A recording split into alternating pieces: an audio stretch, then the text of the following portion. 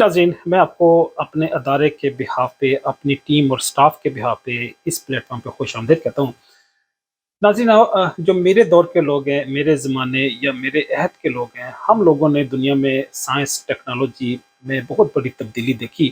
ہم سے جو پہلے لوگ تھے، انہوں نے دنیا کی انڈسٹری میں، پروڈکشن میں، پیداوار میں انہوں نے ایک بڑی تبدیلی دیکھی۔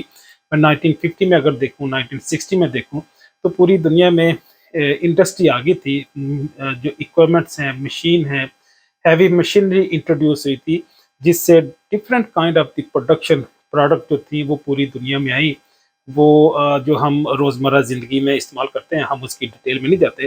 لیکن آنے والا دور میں سمجھتا ہوں آرٹیفیشل انٹیلیجنس سے اور بھی زیادہ فاسٹ ہوگا، اور دنیا میں وہی قومیں، وہی بزنسز اور وہی آرگنائزیشن اسٹے کر سکیں گی جن کی آٹومیشن زیادہ ایڈوانس ہوگی، جن کے ایپس، جن کے پروگرامز اور جن کے سافٹ ویئر زیادہ سفسٹیکیٹڈ ہوں گے۔ ہاں، تو ہم نے دیکھا اس گزشتہ 40-50 سال کے اندر ابلاغیات نے بھی، جرنلزم نے بھی بڑی نمایاں تبدیلی برپا کی پوری دنیا کے اندر۔ کمیونیکیشن بڑی فاسٹ ہو گئی، ڈفرینٹ ایپس انٹروڈیوس ہو گئی جس سے لوگ ایک دوسرے سے کنیکٹ ہو گئے۔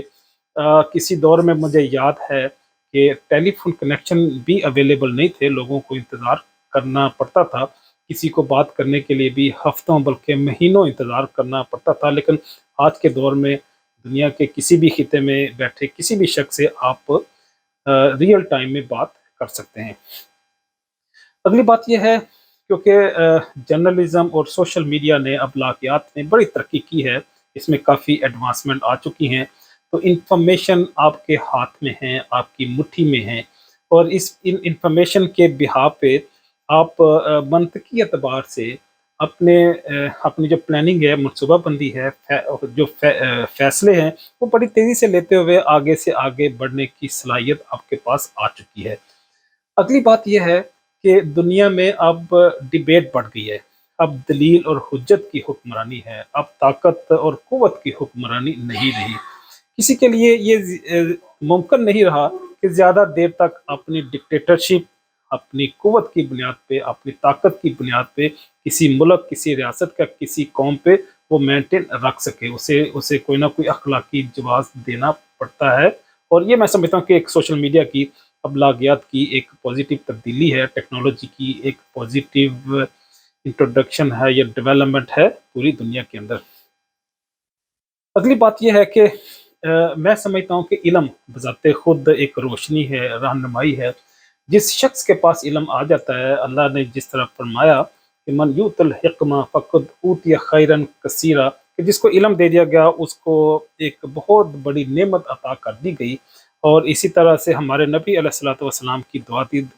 دنیا میں جتنے بھی انبیاء آئے 1,24,000، ان کی اپنی مخصوص دعائیں تھیں، لیکن ہمارے نبی جو نبی آخر الزماں ہیں، جن کے بعد کوئی نبی نہیں آنا، ان کی جو دعا تھی اللہ پاک سے کرتے تھے کہ رب زدنی علما، کہ میرے علم میں اضافہ فرما۔ تو گویا علم کی بڑی بنیادی اہمیت ہے اسلام کے اندر بھی۔ اسلام سے اگر ہٹ کے بھی دیکھیں اس کو، ایک لمحے کے لیے ہم الگ بھی کر دیں، تو جو نان مسلم ہیں پوری دنیا کے لیے، تو پوری دنیا میں انہیں بھی ہم دیکھتے ہیں کہ جن کے پاس ٹیکنالوجی ہے، جن کے پاس علم ہے، جن کے پاس روشنی ہے، وہ ترقی بھی کرتے ہیں، ان کے اندر کئی ساری ایسی تبدیلیاں آتی ہیں جو عموماً ایسی قوموں میں ہم نظارہ نہیں کرتے، کہ جہاں پہ علم یا یہاں پہ روشنی اور یہاں پہ ٹیکنالوجی اور سائنس اس طرح سے ایڈوانسمنٹ نہیں ہوئی جس طرح سے جو ترقی یافتہ لوگوں میں اویلیبل ہیں۔ اگرچہ اس میں بھی اگر ہم ڈیٹیل میں جائیں گے تو کئی ساری ایسی چیزیں ہم آبزرو کر سکتے ہیں کہ جو علم ہے، انفارمیشن ہے، ٹیکنالوجی ہے، وہ ہونے کے باوجود بھی کئی سارے لوگ جو اصل ہدایت ہے، اصل رہنمائی ہے، اسے محروم ہی رہتے ہیں۔ تو ہم نے بھی، میرے ادارے نے بھی آج سے کم و بیش 1.5 سال پہلے، 1.5 year before، ارادہ کیا تھا کہ ہم ایک ایسا پلیٹ فارم اسٹیبلش کریں گے کہ جس میں پوری دنیا کی بیماریوں کے حوالے سے، ہم ہیلتھ کے حوالے سے، ڈیزیز کے حوالے سے اور ٹریٹمنٹ کے حوالے سے معلومات جو ماڈرن ورڈز میں اویلیبل ہیں،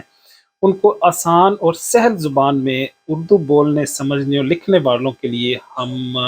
بیان کریں گے۔ تو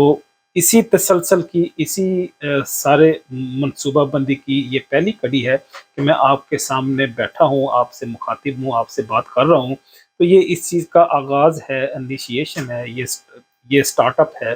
کہ ہم نے اپنے اس پروجیکٹ کو باقاعدہ ڈپلوائے کر دیا ہے۔ اب ہماری کوشش ہوگی کہ دنیا میں جتنے بھی سائنٹیفک انفارمیشن ہے ہیلتھ اور ٹریٹمنٹ کے حوالے سے، وہ ساری انفارمیشن ہم عوامی سطح پہ لوگوں تک پہنچائیں گے، جس طرح وہ باقی علوم میں کافی حد تک رکھتے ہیں سوجھ بوجھ۔ باقی علوم کی اگر میں بات کروں تو دنیا کے پولیٹیکل سسٹم کی بات میں، پولیٹیکل سسٹم کے حوالے سے جس طرح ان کی انفارمیشن ہے، ان کے جو اپنے اپنے پرٹیکولرز، جو ان کے پروفیشن ہیں یا سکلز ہیں، ان کے حوالے سے جو چھوٹی موٹی ان کی انفارمیشن ہوتی ہے، اسی طرح کی ہم اس کی میڈیکل کے حوالے سے، ٹریٹمنٹ کے حوالے سے، بیماریوں کے حوالے سے ان کی اس سطح پہ ہم انفارمیشن لے جائیں گے، ان کا علمی لیول اتنا بڑھا دیں گے کہ وہ جو فزیشین ان کے لیے ٹریٹمنٹ لکھتے ہیں، اس ٹریٹمنٹ کو وہ جج کر سکیں یہ ٹریٹمنٹ کون سی ہے، یہ ہماری باڈی میں جا کے کیا امپیکٹ کرتی ہے۔ یا فزیشین نے جو ٹیسٹ لکھے ہیں، جو پیتھولوجیکل ڈائگنوسٹک ٹیسٹ لکھے ہیں، جو ایگزامینیشن اس نے فائنڈ کی ہے یا اس نے ریکمینڈ کی ہے، اس کو دیکھ سکیں کہ یہ ریلیونٹ ہے یا ارریلیونٹ ہے، اس کی ضرورت ہے یا نہیں ہے۔ تو گویا ہم لوگوں کا علم اس سطح پہ لے جائیں گے کہ جس سے وہ جج کر سکیں گے، جس سے وہ شناخت اور پہچان کر سکیں گے کہ ان کے ساتھ کچھ اسکیمنگ تو نہیں ہو رہی، ان کے ساتھ کچھ اسپیمنگ تو نہیں ہو رہی، وہ کسی فراڈ کے وکٹم تو نہیں ہو رہے،